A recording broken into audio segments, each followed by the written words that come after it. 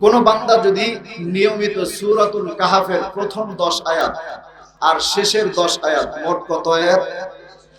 সবাই মনে হয় বুঝেন নাই। মোট কত আয়াত? 20 আয়াত যদি কেউ তেলাওয়াত করতে পারে, আল্লাহ রাব্বুল আলামিন ওই বান্দার উপরে সব সময় রহমত সাকিনা নাজিল করতে থাকেন। শুধু তাই নয়, কোন বান্দা যদি পবিত্র কোরআনুল কারীমের সূরাতুল কাহফের প্রথম 10 আয়াত এবং শেষের 10 আয়াত তেলাওয়াত করে, মুফাসসিরিন লিখেছেন কোন বান্দা যদি এই আমলটা সকাল সন্ধ্যা করতে পারে, ফজরের নামাজের পরে একবার পড়বেন, রাতের বেলা ঘুমাতে যাবার আগে আরেকবার পড়বে, কোন বান্দা যদি এই আমলটা করতে পারে, তাফসীরের মধ্যে এসেছে যেই বান্দা এই আমলটা করবে ওই বান্দা জিন্দেগিতে কোনোদিন মারাত্মক রোড অ্যাক্সিডেন্ট বা কোনো অ্যাক্সিডেন্টে মারা যাবে না। তার অ্যাক্সিডেন্ট হয়ে কখনো মারা যাবে? কত রকমের অ্যাক্সিডেন্ট আছে, রোড অ্যাক্সিডেন্ট, ইলেকট্রিক অ্যাক্সিডেন্ট, আগুনে পড়ে অ্যাক্সিডেন্ট, পানিতে পড়ে অ্যাক্সিডেন্ট, এইরকম যত রকমের অ্যাক্সিডেন্ট হয়ে মারা যাওয়া, এইরকম আকস্মিক মৃত্যু তার হবে না। শুধু তাই নয়, সূরাতুল কাহফের প্রথম 10 আয়াত এবং শেষের 10 আয়াত যদি কোনো বান্দা নিয়মিত আমল করে তেলাওয়াত করে, তাফসীরের কিতাবের মধ্যে এসেছে যেই বান্দা নিয়মিত এই আমলটা করবে ওই বান্দাকে আল্লাহ রাব্বুল আলামিন কোন মহামারী দিয়ে আল্লাহ তারে মারবেন না। করোনা ভাইরাস মহামারী আছে না নাই? ডেঙ্গু আছে, কলেরা আছে, এরপরে আরো কত রকমের মহামারী কত সময়ে চলে আসে, ব্লাড ফাঙ্গাস, এই জাতীয় মহামারী থেকে আল্লাহ রাব্বুল আলামিন তাকে হেফাজত করে নেবেন। তাহলে আমরা এখন থেকে আমলটা করব তো ইনশাআল্লাহ। শুধু এতটুকু নয়, কিতাবের মধ্যে এসেছে কোন বান্দা যদি সূরাতুল কাহফের প্রথম 10 আয়াত এবং শেষের 10 আয়াত নিয়মিত তেলাওয়াত করে, ওই ব্যক্তি তার বাড়ির দরজা জানালা রাতের বেলা খুলে ঘুমাবে, কোন চোর ডাকাত তার ঘরে ঢুকতে পারবে না। শুধু এতটুকু নয়, কোন বান্দা যদি সূরাতুল কাহফ নিয়মিত তেলাওয়াত করে, প্রথম 10 আয়াত এবং শেষের 10 আয়াত নিয়মিত আমল করে, রাতের বেলা ঘুমাতে যাবার আগে যদি পড়ে, আবার সকালবেলা ঘুম থেকে ওঠার পরে যদি পড়ে, কিতাবের মধ্যে এসেছে আল্লাহ রাব্বুল আলামিন তাকে আল্লাহ তাআলার ওলি হিসাবে কবুল করে নেবেন। কেমন ওলি হিসাবে কবুল করবেন? ওই বান্দা মৃত্যুর আগেই বলে দিতে পারবে সে কবে মারা যাবে। সুবহানাল্লাহ কোন। আপনাদের এরকম দেখবেন অনেক সময় অনেক মানুষ পাওয়া যায় বলে দেয়, অনেক আল্লাহওয়ালারা আছেন, অনেক বুজুর্গরা আছেন, অনেক পীর মাশায়েখরা আছেন যারা কিনা ইন্তেকালের কিছুদিন আগেই বলে দেন আমি অমুক দিন মারা যাব। আছে না নাই? কথা বলেন আছে না? যেমন আমার এক নানা, ওই নানার বাবা, তিনি ইন্তেকালের আগের দিন আমরা শুনেছি, দেখি নাই, এখনো তার ওই নানা বেঁচে আছেন, নানার মুখ থেকেই শুনেছি। তিনি তার ইন্তেকালের কয়েকদিন আগে নিজের কাপড়ের কাপড় বাজার থেকে কিনে আনছেন, নিজের মাপ অনুযায়ী কেটে এটাকে ধুয়ে সুন্দর করে আতর দিয়ে রেখে দিয়েছেন।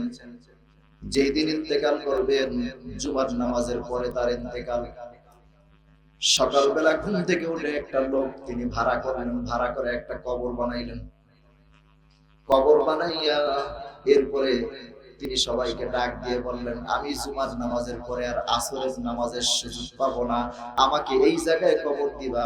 আপনারা যদি কেউ যান, বরিশাল পটুয়াখালী বাউফল নামক একটা থানা আছে, ওই বাউফলের নুরাইনপুর নামে একটা গ্রাম আছে, ওই গ্রামে তার কবরটা এখনো সাক্ষী হয়ে আছে। ইন্তেকালের 1 সপ্তাহ আগে থেকে তিনি তার সব আত্মীয় স্বজনদেরকে ডাক দিয়ে তিনি তার বিদায় নিয়ে নিয়েছিলেন। তো তাফসীরের মধ্যে এসেছে কোন বান্দা যদি সূরাতুল কাহফের এই আমলটা নিয়মিত করতে পারে, আল্লাহ রাব্বুল আলামিন মৃত্যুর আগেই তার কাছে মেসেজ দিয়ে দিবেন সে কবে মারা যাবে। তাহলে এখন থেকে আমল করব তো ইনশাআল্লাহ। কিছু আলোচনা, কিছু ফজিলত আমরা শুনলাম। এবার আসেন এটার শানে নজুল খুব সংক্ষেপ করে বলতেছি আমি, যেহেতু পরের বক্তা আলোচনা করার জন্য চলে আসবে। অলরেডি 11টা বেজে গেছে, এর চেয়ে আর বেশি সময় নেওয়া হবে না। এই সূরাটি নাজিল হওয়ার পিছনে একটা প্রেক্ষাপট আছে। আজ থেকে ১,৫০০ বছর পূর্বে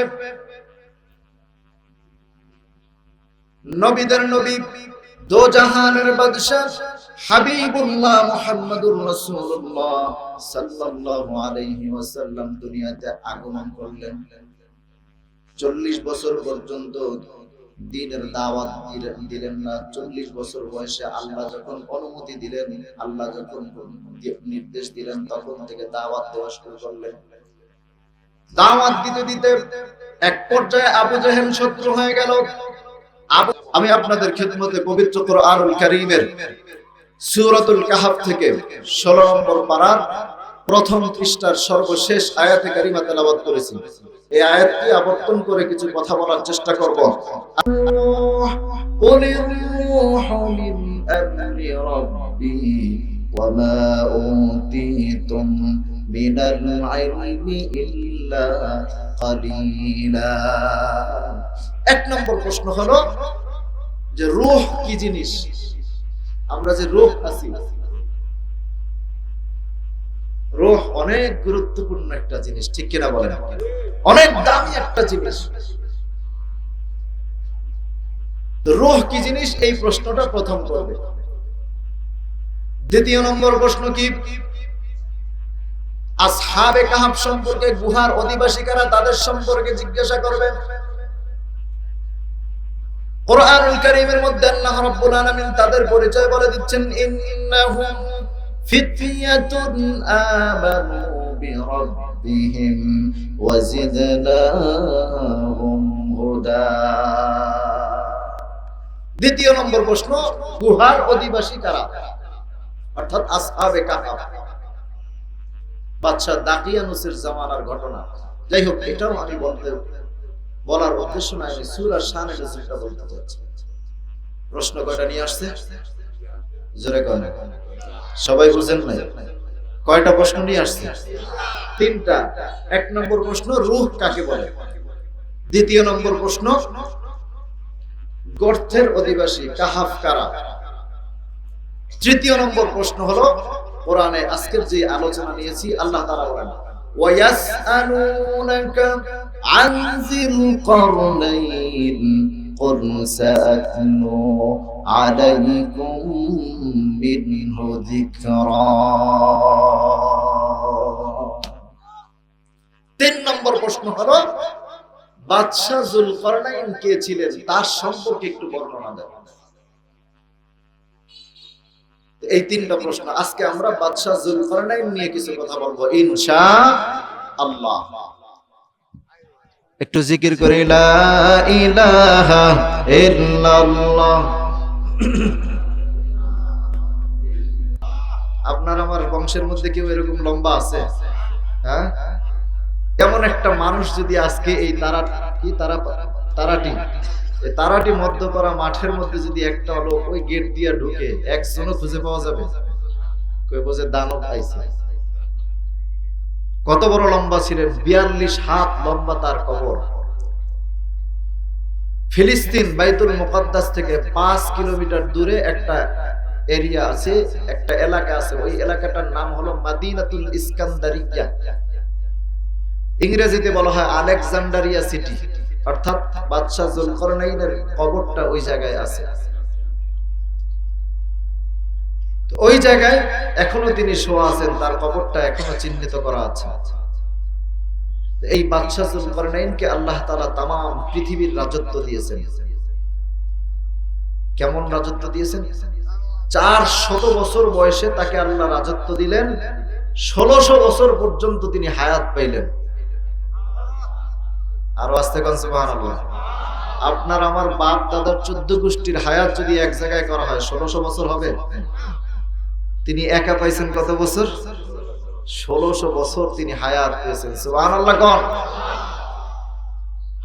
এই বাদশা যুলকারনাইনকে আল্লাহ রাব্বুল আলামিন পৃথিবীর জমিনের মধ্যে 1600 বছর হায়াত দিয়েছিলেন। এই 1600 বছর হায়াতে জিন্দেগির মধ্যে 1200 বছর তিনি রাজত্ব করেছেন। 1200 বছর রাজত্ব করার পরে আল্লাহ রাব্বুল আলামিন এই 1200 বছর রাজত্ব করার জন্য তাকে একটা মুজিজা স্বরূপ ঘোড়া দান করেছিলেন। কি দান করেছিলেন? তাফসীরের মধ্যে এসেছে